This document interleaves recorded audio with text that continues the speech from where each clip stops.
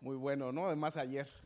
Ah, pero hay un lugar donde siempre vamos a encontrar el calor y la fuerza para vivir, y ese es en nuestro Señor. Eh, Me da mucho gusto verlos y que estén bien. Quisiera que, antes de comenzar, quisiera que me acompañaran al libro de Proverbios, capítulo 4. Vamos a leer del 1 al 10 para comenzar. Solamente es para orar. Vamos a usarlo. Dice: Oíd, hijos, la enseñanza de un padre, y estad atentos para que conozcáis cordura. Porque os doy buena enseñanza, no desamparéis mi ley. Porque yo también fui hijo de mi padre, delicado y único delante de mi madre. Y él me enseñaba y me decía: retenga tu corazón mis razones, guarda mis mandamientos y vivirás. Adquiere sabiduría, adquiere inteligencia. No te olvides ni te apartes a las razones de mi boca. No las dejes y ella te guardará. Ámala y te conservará. Sabiduría, ante todo, adquiere sabiduría. Sobre todas tus posesiones adquiere inteligencia.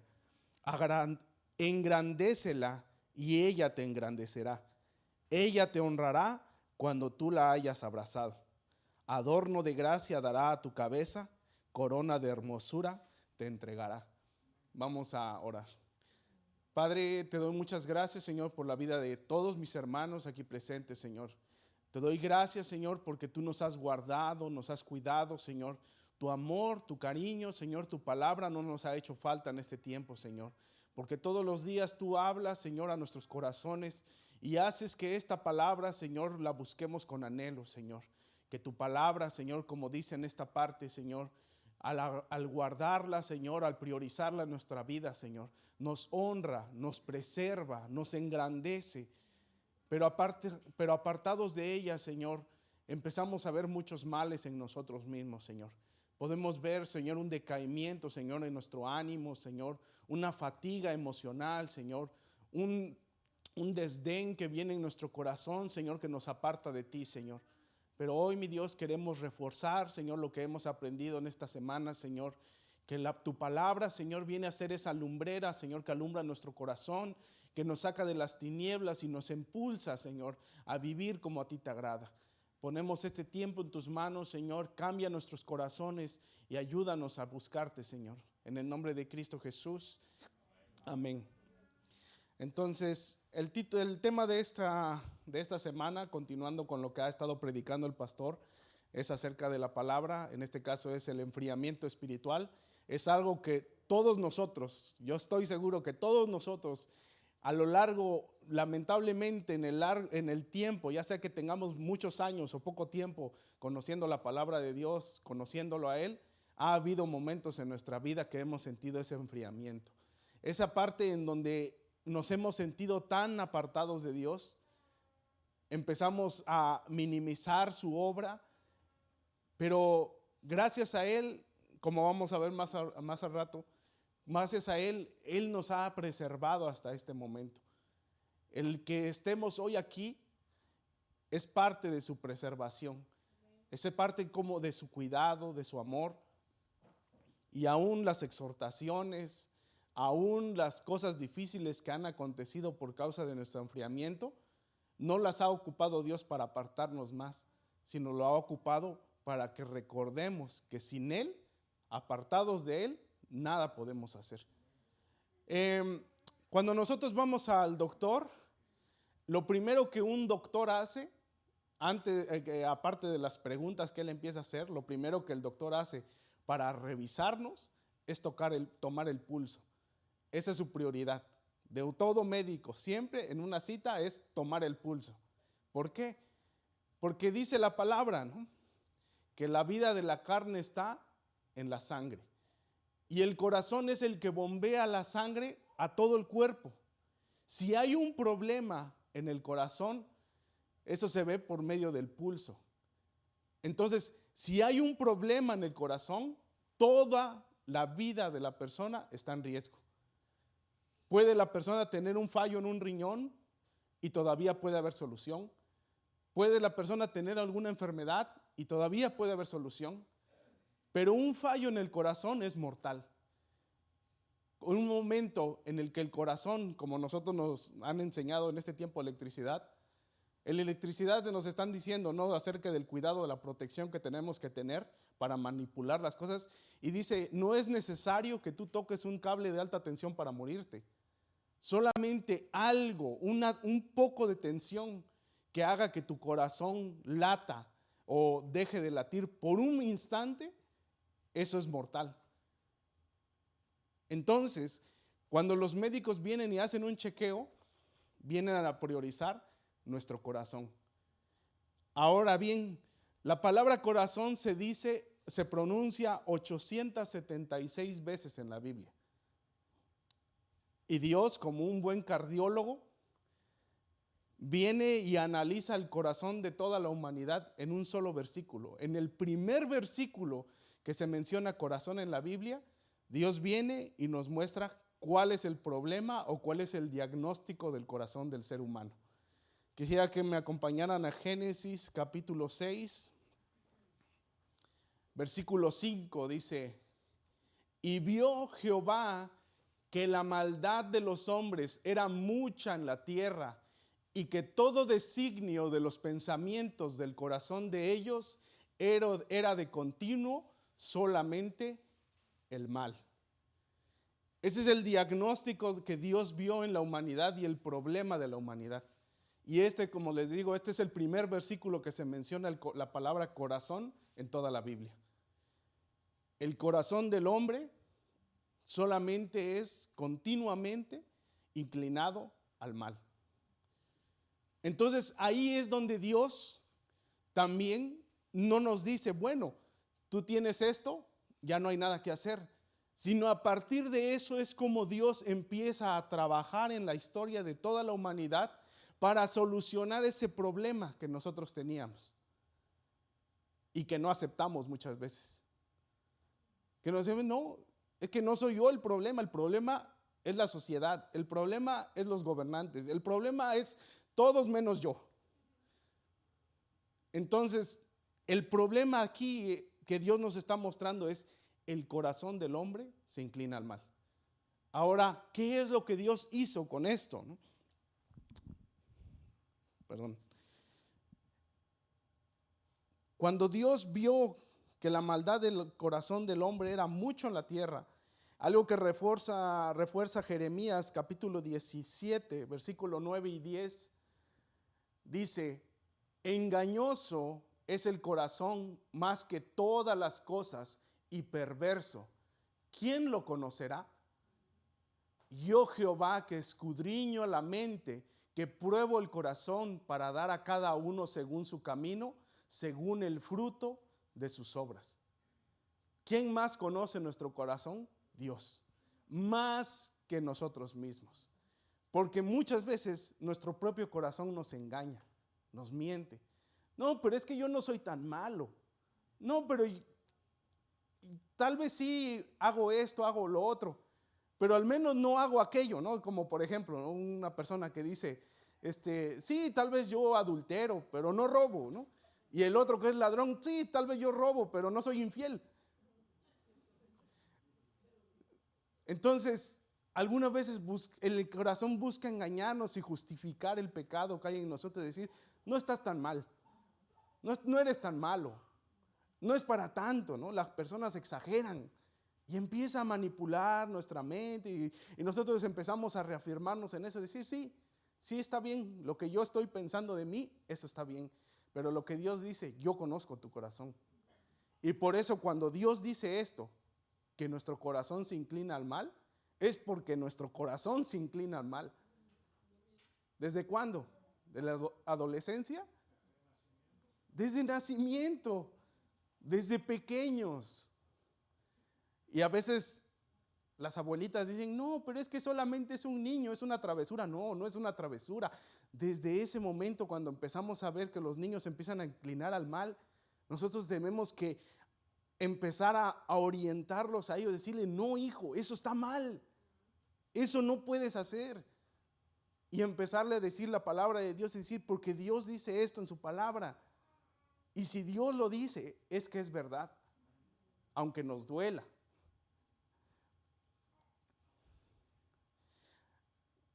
En Mateo capítulo 15, versículos 18 y 20, dice, pero lo que sale de la boca, del corazón sale, y esto contamina al hombre. 19, dice, porque del corazón salen los malos pensamientos, los homicidios, los adulterios, las fornicaciones, los hurtos, los falsos testimonios, las blasfemias. Estas cosas son las que contaminan al hombre, pero el comer con las manos sin lavar no contamina al hombre. Esto lo decía Jesús porque los fariseos empezaban a criticar a sus discípulos, porque ellos tenían una costumbre. Esa costumbre era que cuando iban a empezar a comer se lavaban 7 veces las manos. No quiere decir que Jesús comía con las manos sucias, sino ellos, su tradición era que 7 veces las manos se lavaban, y si no se lavaban 7 veces la mano no comían. Y ahora cuando ven que Jesús y sus discípulos no siguen esa tradición, ellos dicen, ellos comen con las manos sucias, y comiendo con las manos sucias la comida que comen está contaminando su cuerpo. Pero Jesús dice, no, lo que entra en el cuerpo sale del cuerpo, así como entró, así sale. Pero lo que sale del corazón del hombre, eso es lo que contamina al hombre.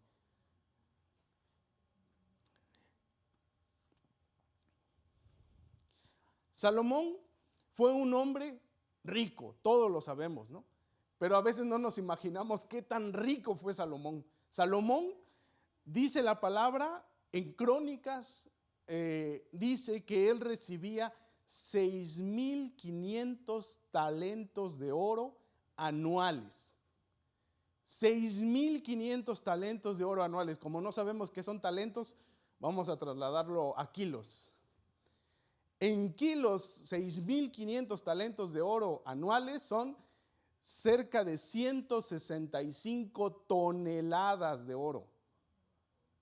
165 toneladas de oro. Eso quiere decir que los adornos que adornaban el templo que Salomón construyó no eran chapa de oro, era oro sólido lo que estaba en el templo.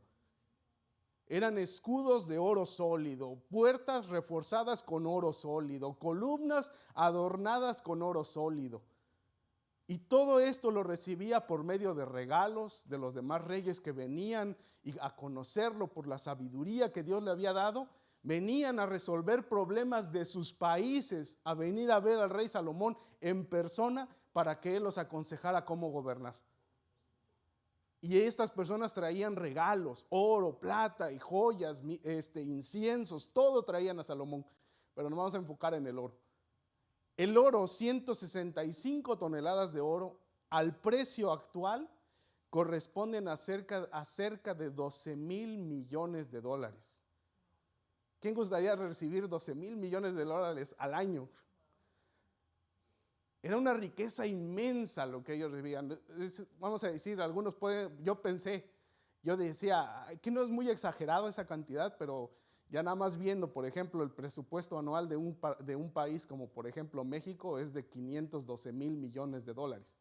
Entonces digo, no, pues no es tan exagerado el entender que 12,000 millones de dólares, nada más que hoy no hay tanto oro, porque dicen que la cantidad de oro que hay en el mundo se podría poner en un solo lugar con un cubo de 23 metros por 23 metros y por 23 metros de alto. O sea, un edificio de 7 pisos de puro oro, eso es todo el oro que hay en el mundo. Por eso hoy se ocupa el dinero.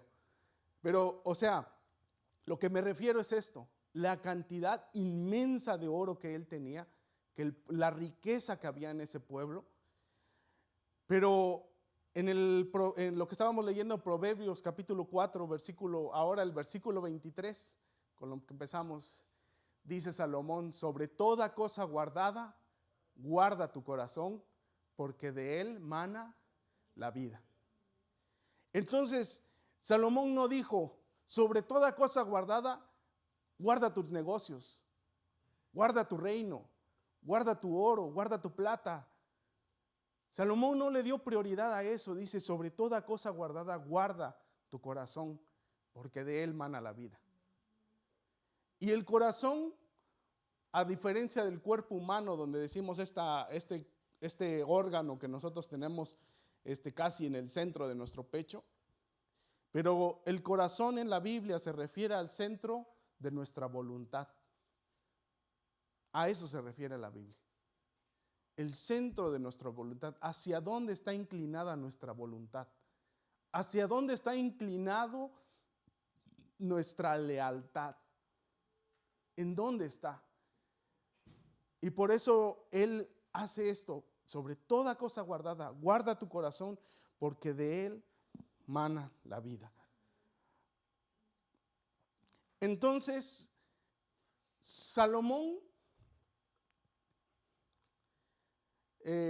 nosotros podemos darnos cuenta de estas dos cosas, ¿no?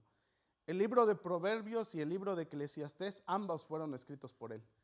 Pero si ustedes lo han leído, no sé si les pasó como a mí, que se siente que aunque se siente que es el mismo tipo de escritura, pero aún así como que hay una sensación que nos hace diferenciar uno de otro.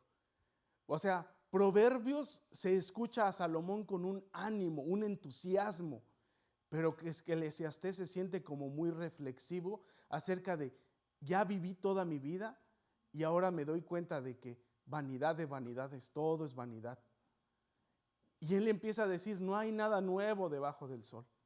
Yo entregué mi corazón e hice todo lo que yo quería y solamente encontré esto, que el temor a Dios y hacer todo lo que Él quiere, ese es el todo del hombre. O sea, empezamos a ver a Salomón muy reflexivo en el libro de Eclesiastés. No digo que el libro de Proverbios no sea reflexivo, pero lo que estoy diciendo es, parece como si el libro de Proverbios fue escrito en el auge del reinado de Salomón y Eclesiastés en el declive del reino de Salomón. Entonces, imagínense ahora que nosotros tenemos un nuevo corazón dado por Dios, pero este nuevo corazón ha sido solamente regenerado. Aquí vamos a hacer una diferencia. Nuestro corazón ha sido regenerado, no ha sido glorificado. La glorificación de nuestro cuerpo va a ser hasta el día de la venida de nuestro Señor Jesucristo. La regeneración de nuestro corazón es lo que Dios ha hecho a través de nuestro Señor Jesucristo. Cuando nuestro Señor Jesucristo vino al mundo como el Salvador a solucionar el problema de nuestro corazón, Él vino, murió por nosotros y ahora nosotros recibimos el Evangelio de Cristo. Y en ese Evangelio nos dice el Señor Jesucristo que nos convenía que Él se fuera, porque si Él no se fuera, no nos enviaría otro consolador. Ese consolador fue el Espíritu Santo que vino y trajo convicción, trajo fe y trajo arrepentimiento a nuestro corazón. En un solo día nada más, cuando Dios abrió nuestro corazón para recibir el Evangelio, en ese momento el Espíritu Santo vino y ahora hoy habita en nuestro corazón. Y el Espíritu Santo habitando en nuestro corazón es el espíritu de adopción por el cual clamamos a Dios como nuestro Padre. Pero también es el sello de nuestra garantía que nosotros vamos a ser redimidos. Entonces, hoy Dios ha puesto la solución, un marcapasos en nuestro corazón. El Espíritu Santo ha regenerado nuestro corazón. Pero ¿qué es la palabra regenerar? Regenerar, si lo ponemos en un término actual, regenerar se dice, por ejemplo, cuando una persona sufrió un accidente y lo tratan y esta persona mejora, es que esta persona está regenerándose.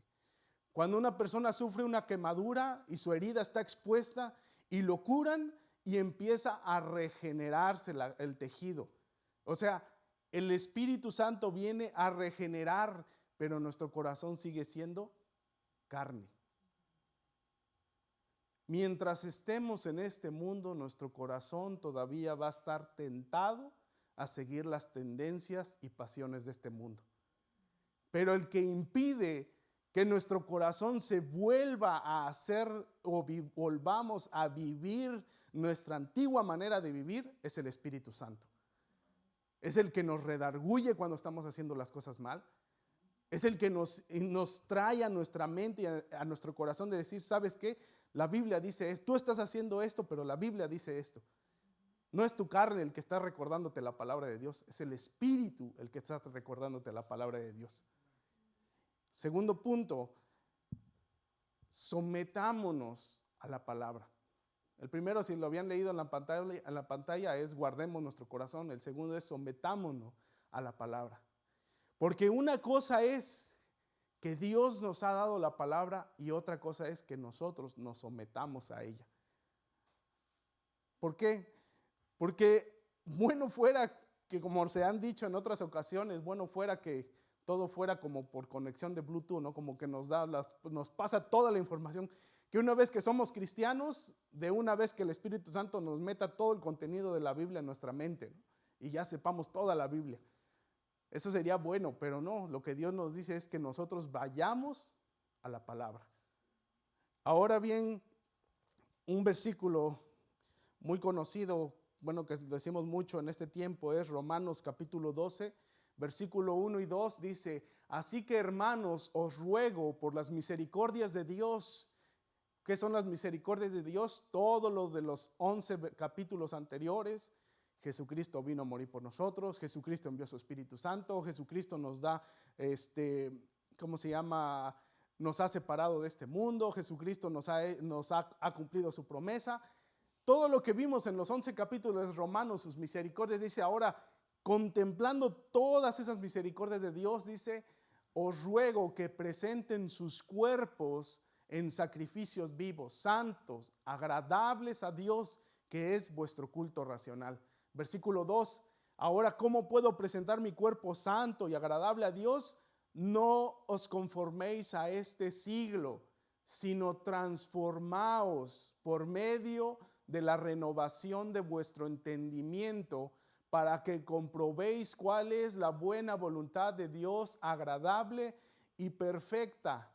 Algunas veces algún hermano se ha acercado a ti y te ha dicho, oye hermano, ¿sabían que en mi país hay una comida que se llama tal y sabe bien rico, pero nunca la trae? ¿Y cómo la voy a probar? ¿Cómo voy a saber si está rica si nunca me la da a probar?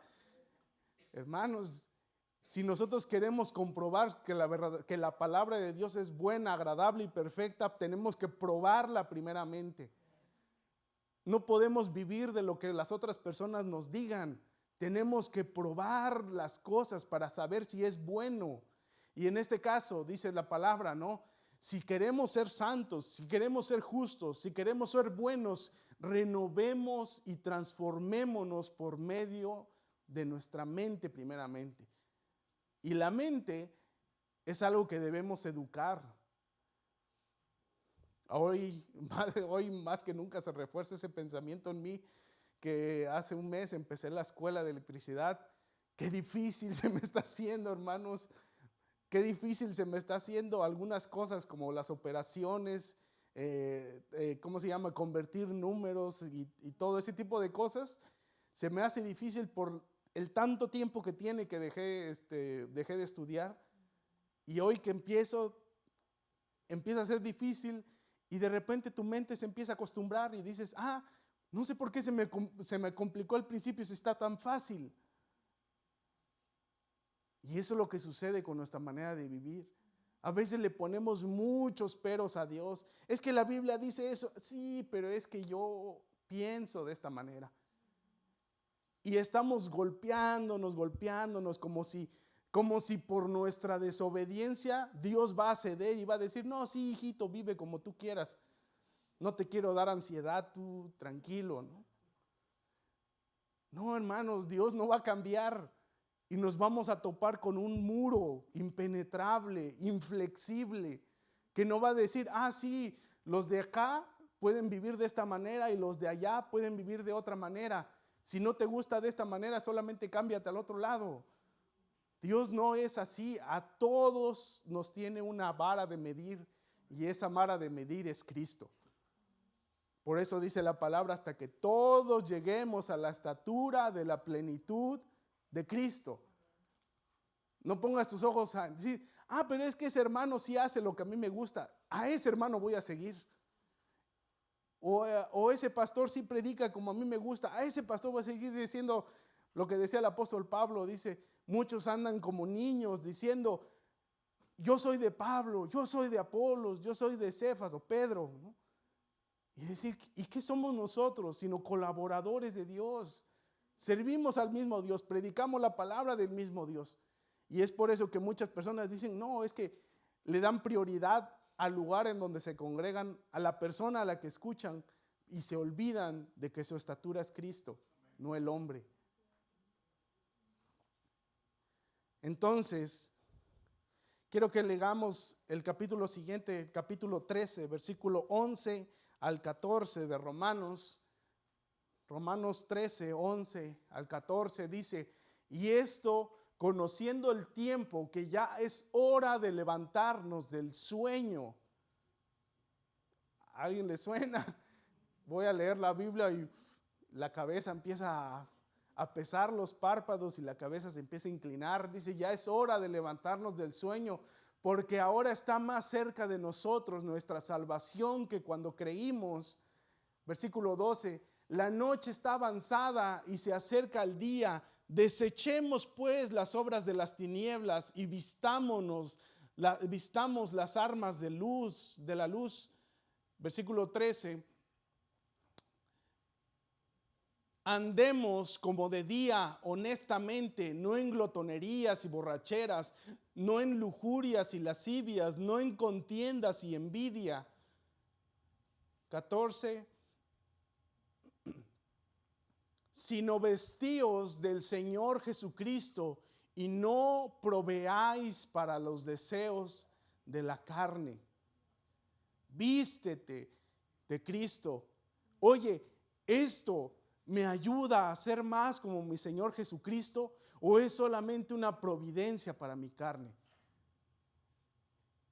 Esto me hace feliz porque me hace sentir, me hace acercarme más a como es mi Señor, o esto me hace feliz porque sustenta los deseos de mi carne. No proveas para tu carne. Si sabes que tienes una debilidad a cierto pecado que practicabas cuando antes estabas sin el Señor Jesucristo, no te acerques más. Si antes tenías una debilidad por la bebida, no vayas o no convivas con personas que siempre están tomando. Aléjate. Si tienes una debilidad, no sé, de lujuria, deja de estar tanto en tu celular, deja de estar viendo las historias o seguir a personas que tú sabes que solamente proveen para tu carne. No proveas para tu carne. Tú ya estás revestido de luz, tú ya no eres parte de las tinieblas. Aléjate de todo lo que no te perfeccione.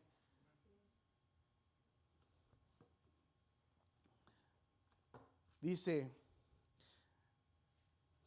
vamos a leer 3 versículos que vienen en el Evangelio de Juan acerca de la palabra de Dios. ¿Qué pasa si nosotros no leemos la palabra de Dios? Dice San Juan capítulo 15, versículo 3. Juan 15, versículo 3 dice, ya vosotros estáis limpios por la palabra que os he hablado. El apóstol Pedro en un momento, él decía, no, Señor, tú no me vas a lavar los pies. Y entonces el Señor Jesucristo le dijo, si yo no te hago esto, si yo no te lavo los pies, tú no tienes parte conmigo. El apóstol Pedro dice, no, ahora no solamente límpiame los pies, lávame todo, dice, ¿no? Y entonces el Señor Jesucristo le dijo, tú ya no necesitas ser lavado. Dice, tú ya no necesitas ser lavado todo, porque tú ya has sido, vosotros ya estáis limpios por la palabra que os he hablado. La palabra de Dios limpia nuestra vida. Otro versículo más adelante en el capítulo 17, versículo 17, santifícalos en tu verdad, tu palabra es verdad. ¿Quieres ser santo? Algunos dicen, no, pero créeme esto, la santificación es parte de la salvación. Entonces la santificación es algo que debemos priorizar en nuestra vida y decir, santifícalos en tu verdad. O sea, ¿qué es la palabra santificar? ¿Qué significa la palabra santo para empezar? La palabra santo es, por ejemplo, es la palabra que significa cortar o cortado. ¿Por qué cortado, no? O sea, es como, por ejemplo, que tome yo mi libreta y la parta a la mitad. Y entonces diga, esta mitad va a ser para, no sé, mis apuntes. Pero esta otra mitad va a ser exclusivo para todo lo que tengo, lo que estoy aprendiendo de la Biblia. Esto va a ser exclusivo. Ya no va a haber aquí nada de otras cosas, sino exclusivamente esto va a ser apartado o cortado. Y entonces cuando nosotros decimos santificar, ¿qué es? Es que hemos sido apartados o cortados exclusivamente para Dios. Si nosotros decimos, bueno, por ejemplo, ¿no? Que nosotros tengamos un recipiente en nuestro refrigerador y decimos, bueno, este va a ser exclusivo para la carne y este va a ser exclusivo para las verduras. Pero ¿qué pasa si de repente a uno y a otro le pones carne y le pones verduras? Se contaminan, ¿no? Se contaminan tanto las verduras y se contamina tanto la carne, se echa a perder ambas. Así también pasa cuando nosotros queremos juntar el mundo y juntar las cosas de Dios. ¿Cuál va a contaminar a qué? Dios le hace una pregunta, ahorita no escribí el texto, ¿no? Ahorita viene a mi memoria nada más. Dios le hace una pregunta a los sacerdotes y les dice a los sacerdotes, si ustedes traen, dice, algo santo, algo que ha sido santificado, y eso que ha sido santificado toca algo contaminado, ¿qué pasará? Si lo contaminado fue tocado por lo santificado, ¿lo contaminado se santificará? No. Y si lo santificado tocó lo contaminado, ¿lo santificado se contaminará con lo que tocó? Sí. Lo que fue santificado se contaminó, pero lo que estaba contaminado no se santificó. ¿Eso qué quiere decir? Que el pecado es un alto contaminante. Imagínense ustedes que hace mucho calor y ustedes, bueno, ahorita hace mucho frío, así que ustedes se preparan que hace mucho frío y ustedes se preparan una taza de su bebida favorita, ¿no? Café, té, chocolate, lo que sea, pero de la marca que a ustedes les gusta, de la temperatura que a ustedes les gusta, y se lo sirven a ustedes y les dicen, oye, pero ¿sabes qué? Es que creo que se me olvidó lavar el recipiente antes de preparártelo. ¿Te lo tomas? No, ¿verdad? Pero no se puede ver la contaminación a simple vista. Pero ¿te lo tomarías si alguien te dice eso? Peor aún, que de repente hagan un caldo, una olla de caldo enorme y de repente te digan, oye, pero creo que ahí se fue como que le salpicó un poquito de agua de drenaje. ¿Te lo tomas? ¿Por qué? Si tiene más cosas buenas que malas. Tal vez tiene una gotita en los 100 mililitros de café, tal vez tiene nada más una gotita de agua de drenaje. Hermanos, el pecado contamina y mucho. El pecado no se santifica, pero lo santificado sí se contamina. Por eso vuelvo a esto, nuestro corazón fue regenerado, pero tenemos que cuidar nuestro corazón de las cosas que aprendemos en este mundo, de las cosas que vemos en este mundo, para que no se vuelva a contaminar. Hay un guardián en nuestro corazón, el Espíritu, pero el Espíritu se entristece con nuestra manera de vivir. Y eso lo dice la palabra. Que no entristezcamos al Espíritu Santo, que no apaguemos al Espíritu Santo con nuestra manera de vivir. Y por eso el Espíritu Santo nos ama mucho, Porque si no nos amara, desde la primera vez se hubiera ido de nosotros. Desde la primera vez que volvimos a recaer en el pecado, se hubiera ido de nosotros. Pero nos ama tanto que ahí está, insistiendo en nuestro corazón, insistiendo en nuestra vida para que nosotros nos apartemos de las cosas que Él ya nos había salvado. Segunda de Corintios capítulo 10, versículo 3 al 5. Sé que ahorita estamos saltando de muchos capítulos en capítulos, pero es importante reforzar lo que estoy diciendo, porque de nada valdría la pena que yo esté hablando y diciendo lo que yo pienso si no lo refuerzo con un versículo. Entonces dice: pues aunque andamos en la carne, no militamos según la carne. Versículo 4: porque las armas de nuestra milicia no son carnales, sino poderosas en Dios para la destrucción de fortalezas. 5: derribando argumentos y toda altivez que se levanta contra el conocimiento de Dios, y llevando cautivo todo pensamiento a la obediencia a Cristo. Un día, cuando vino el Espíritu Santo y vino a convencer nuestro corazón, todos los argumentos que habían en nuestra mente, todos los argumentos que se oponían a Dios, que se oponían a la verdad, todos los prejuicios que teníamos, en un solo día vino el Espíritu Santo y derribó todos esos argumentos. Todo lo que me mantenía alejado de Dios, un día el Espíritu Santo vino y no tocó la puerta, vino y pateó la puerta, la derribó y llevó cautivos todos esos pensamientos a la obediencia a Cristo. Y por eso decimos: no puedo creer que yo haya aceptado esto. No puedo creer que yo esté viviendo de esta manera. No puedo creer que hoy sea, por ejemplo, del pastor Hernán. No puedo creer que hoy sea yo pastor. No puedo creer que yo estoy sirviendo en una iglesia. Si yo la criticaba, yo la menospreciaba, yo decía tantas cosas, y ahora mírame aquí. Y esa es la gracia de Dios. El Espíritu Santo está ocupando un lenguaje militar, ¿no?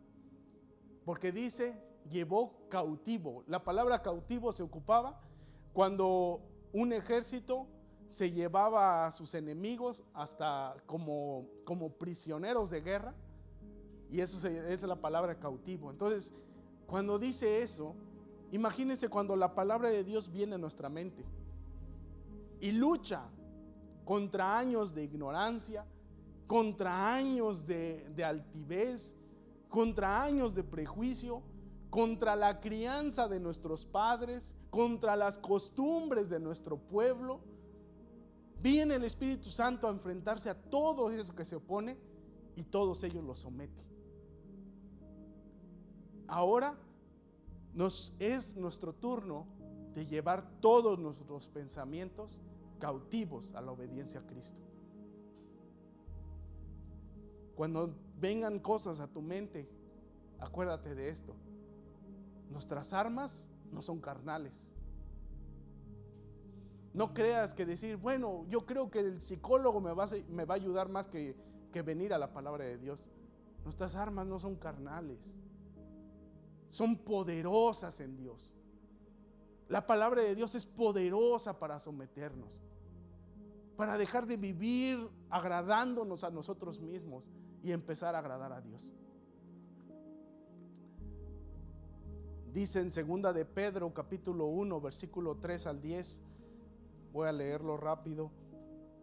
Dice: como todas las cosas que pertenecen a la vida y a la piedad nos han sido dadas por su divino poder, mediante el conocimiento de aquel que nos llamó por su gloria y excelencia, por medio de las cuales nos han dado preciosas y grandísimas promesas, para que por ellas llegaseis a ser participantes de la naturaleza divina, habiendo huido de la corrupción que hay en el mundo a causa de las concupiscencias. Vosotros también, poniendo toda diligencia, por esto mismo añadida de vuestra fe virtud, a la virtud conocimiento, al conocimiento dominio propio, al dominio propio paciencia, a la paciencia piedad, a la piedad afecto fraternal, y al afecto fraternal amor. Porque si estas cosas están en ustedes y abundan, no os dejarán estar ociosos ni sin fruto en cuanto al conocimiento de nuestro Señor Jesucristo. Pero el que no tiene estas cosas tiene la vista muy corta, es ciego, habiendo olvidado la purificación de sus antiguos pecados. Por lo cual, hermanos, tanto más procurad hacer firme vuestra vocación y elección, porque haciendo estas cosas no caerás jamás. El conocimiento de Dios no es efectivo en una vida ociosa, en una vida que no se preocupa de seguir creciendo a la par de su conocimiento. A veces llegamos al punto de que ya me sé toda la Biblia, ya puedo buscar todo, ya me sé tales predicaciones, ya tengo mucho conocimiento de Dios, pero ese conocimiento no está a la par de la forma en cómo vivo. A veces lo puedo decir de esta manera, a veces conocemos más a Dios, tenemos más conocimiento de Dios del que podemos vivir. Pero dice el apóstol Pedro, esfuérzate, añade. Ya tienes esto, añade esto más. Ya tienes eso, añádelo más. A veces queremos ser ambiciosos, pero ahora dice, sea ambicioso en tu manera de vivir para Dios. Ambiciona más. No digas, ya es ganancia que yo esté aquí. No, ambiciona más. Busca más de Dios. Busca que haga más en tu vida. Ya hizo algo, busca que haga más, porque Él está dispuesto a hacerlo. Y haciendo eso, no caerás jamás. ¿Quiénes saben de ustedes que lo más importante en una relación es el amor? El amor es lo más importante en una relación. Y algún despistado dirá, sí, el amor es importante, pero no lo es todo. Ya vemos amargura en la relación entonces. Créanme, hermanos, que ¿cómo tú puedes ver que un matrimonio ya empezó mal cuando se casan por bienes separados? ¿Que no son uno? ¿Que no van a empezar a ser uno? Y ya empiezan a ponerse separaciones. O sea, ya están poniendo una puerta de escape por si las cosas salen mal. No, hermanos. Lo más importante de una relación es el amor. Ese es el tercer punto. Ama a Dios. Y este va a ser muy corto.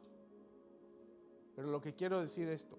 Ama a Dios. Les voy a poner un ejemplo que se lo contaba a mi esposa hace unos días. Ahora, hermanos y hermanas, ¿no? Se lo voy a poner a ustedes por igual. Imagínense un día que ustedes llegan a casa, está su esposo o su esposa y les dice, ¿sabes? Quiero que te sientes, vamos a platicar algo muy serio. Llegas tú, tu esposa te dice, tu esposo te dice, mira, a partir de hoy algo muy importante va a cambiar. A partir de hoy voy a esforzarme más para que podamos salir de vacaciones más seguido. Cada semana te voy a estar dando tu dinerito porque te compres algo o para que vayas de algún lugar, a alguna tienda, lo que tú quieras. Todos los fines de semana te voy a sacar a pasear, a dar una vuelta, a comer un helado, lo que sea. Ya no voy a hacer tanto tiradero aquí en la casa. Y cada cosa que tú me pidas te voy a decir sí. Ya no te voy a poner ningún pero. Ahora bien, hombres, que la mujer te diga, mira, esto es lo que va a cambiar. A partir de ahora, todas las mañanas antes de que te vayas a trabajar, yo ya voy a tener listo tu lonchera. Cuando llegues a la casa, ya va a estar preparada tu comida, con toda la comida lo que tú pidas, ya va a estar hecho cuando llegues. Ya va a estar lavada tu ropa, ya va a estar planchada, la casa impecable va a estar. Imagínense que llega eso y les dice, y ya no te voy a hacer tanto berrinche. Y ya. Pero ahora bien, Y los dos. Y voy a hacerlo lo más perfecto y lo mejor que puedan. Pero esto es lo que va a cambiar. Voy a estar contigo, pero mi corazón va a estar con otra persona. ¿Quién acepta? Bueno, yo sé que habrá algún simple que diga, no, pues con que tenga lonche o con que me dé mi dinerito, ya con eso, ¿no? Pero ¿quién acepta que su pareja les diga eso? Voy a estar contigo y voy a hacerlo perfecto, pero mi corazón va a estar con otra persona.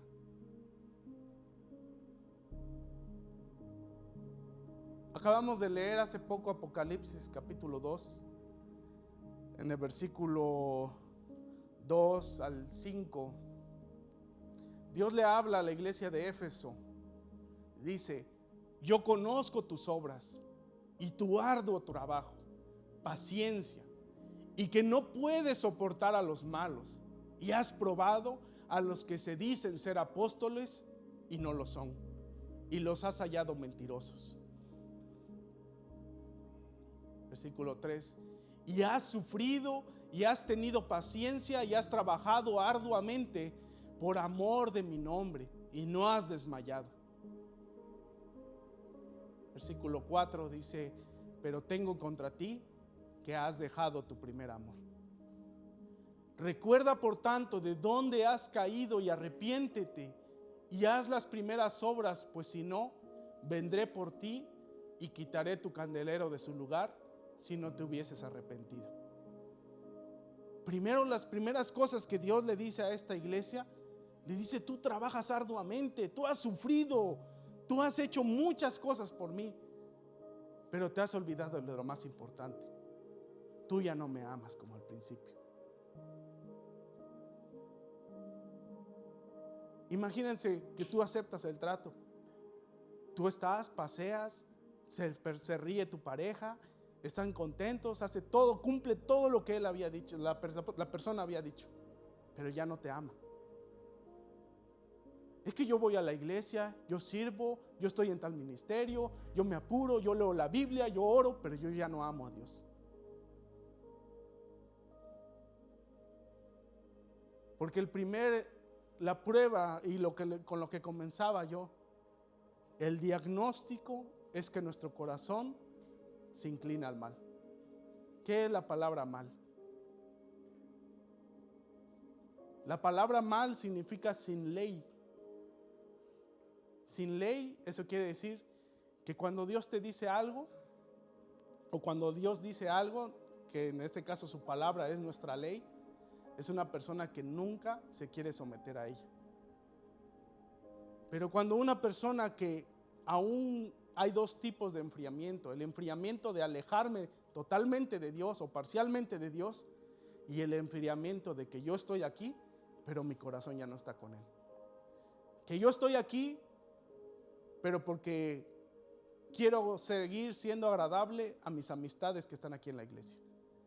Que yo estoy aquí, en mi caso, yo estoy aquí porque quiero que las personas sigan escuchándome predicar, pero aunque yo ya no ame a Dios, estoy siguiendo hablando su palabra. Que Dios se ha vuelto para mí un ser a quien estudiar y no a quien amar. Pero yo digo: Dios, que todas las cosas que yo haga y en todas las cosas que yo he fallado y que quiero arreglar, que las personas puedan ver que yo te amo. Eso es lo que yo quiero. De nada me sirve hacer todo lo que yo pueda hacer si yo te he dejado de amar.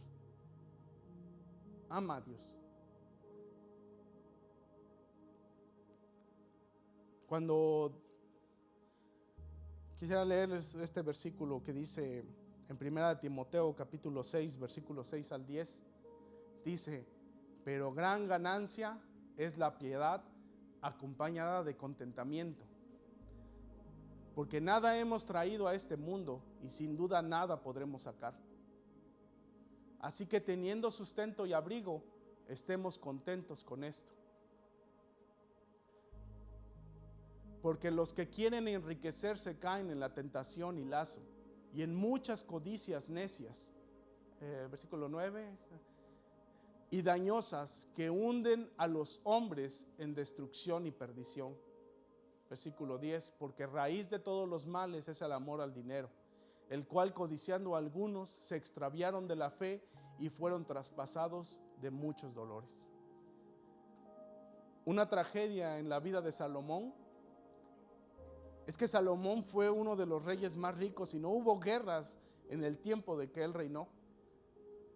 Pero cuando Salomón ya fue grande, empezó a pervertir su corazón.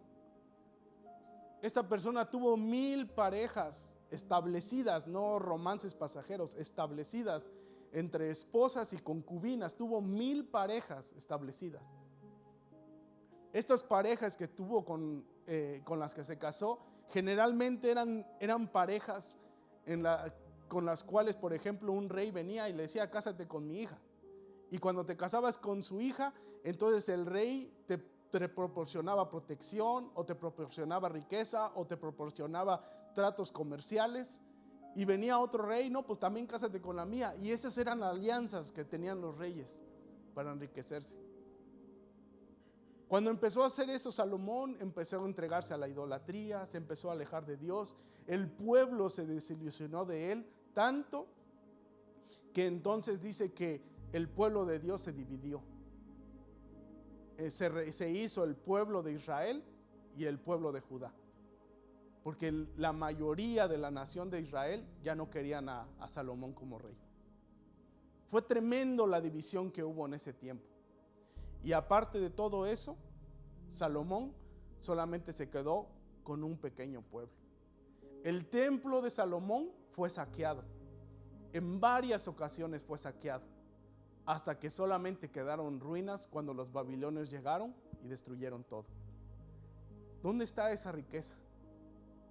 Escuchaba hace poco al pastor Suguel Mitchell que decía que si tú vas a pedirle algo a Dios, pídele sabiduría antes de todas las cosas.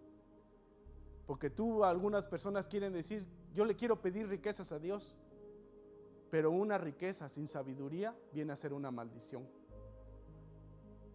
porque no vas a saber sobrellevarla.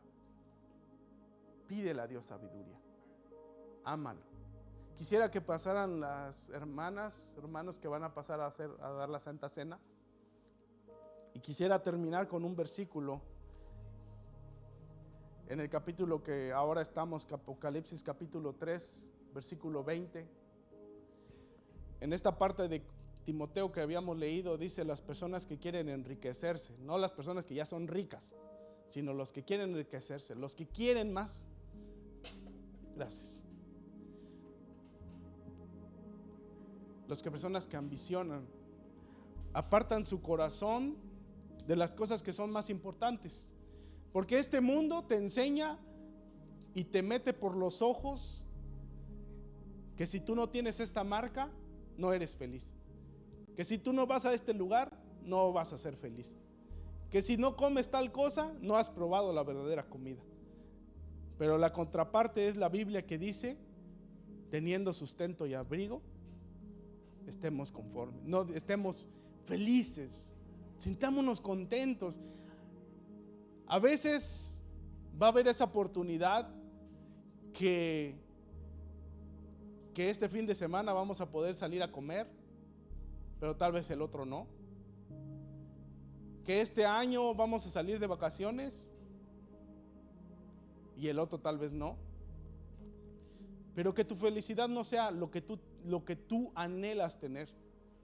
En cosas que muchas veces somos necios, nos endeudamos por tenerlo, nos comprometemos por tenerlo y empezamos a caer en esas cosas necias. Cuando Dios dice, con la provisión que hoy tenemos, estemos contentos, estemos felices. Apocalipsis capítulo 3, Dios le habla a la iglesia de la Odisea y habla de todas las cosas que ellos se han jactado de su manera de vivir y que ellos son ricos y se han enriquecido. No necesitan nada financieramente, no necesitan nada, están bien.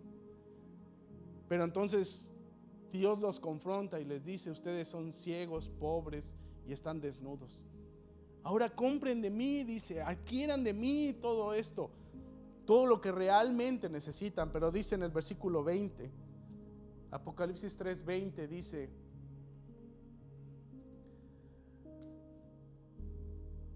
he aquí, yo estoy a la puerta y llamo. Si alguno oye mi voz y abre la puerta, entraré a él y cenaré con él y él conmigo. Quisiera que se pusieran de pie. Este versículo no es un versículo evangelístico. O sea, Dios no le está diciendo estas palabras a los inconversos. Dios le está diciendo estas palabras a su iglesia. Dios está a las puertas de tu vida, de tu corazón, y Él te está llamando para que tengas comunión con Él. ¿Quieres cenar con Él? ¿Quieres recibirlo? ¿O lo vas a dejar parado a la puerta? No esperemos más. Si Él anhela y desea, a pesar de todo lo que la iglesia de la Odisea hizo, a pesar de todo lo que nosotros hemos hecho, que tus pecados no te alejen de Dios, sino te hagan aferrarte a Él, a abrirle la puerta y decir: Señor, yo quiero tener comunión contigo. Yo quiero que me sigas amando a pesar de mis errores, a pesar de todo lo que he hecho. Yo sé que tú tienes la solución para todo eso. Que tu sangre preciosa que limpió mi corazón es poderosa para seguir limpiando mi vida y presentándome delante del Padre por tu sacrificio, Señor, no por el mío. Pero hoy que tú me has puesto un ejemplo, Señor, yo quiero tomar ese ejemplo. Quiero aferrarme a tu luz, quiero aferrarme a tu palabra. Quiero dejar y empezar a analizar y sacar lo santo de lo profano, Señor. Quiero tomarte a ti, Señor. Porque esta galleta, Señor, este pan, no es solamente un pan. Este es el cuerpo que fue molido por mis transgresiones y por mi pecado. Este es el cuerpo, Señor, que tú entregaste como sacrificio para que hoy fuera yo perdonado, Señor. Y hoy lo tomamos todos como iglesia, Señor. Lo consumimos, Señor, tu cuerpo, Señor. Y ese, Señor, no es un jugo cualquiera, Señor. Hoy recordamos, Señor, que tu sangre fue derramada, Señor, para sellar un nuevo pacto entre tú, Dios, y nosotros, en el cual, Señor, en ese nuevo pacto tú nos haces parte de tu reino. Cuando nosotros no éramos tu nación, nosotros no éramos tu pueblo, Señor. Pero hoy tú nos has acercado y has hecho un pueblo único a través de tu Hijo Jesucristo, Padre. Gracias, Señor, por derramar tu sangre. Y este es el pacto que tú has hecho con nosotros por la eternidad, Señor. En el nombre de Jesús, Señor. Amén.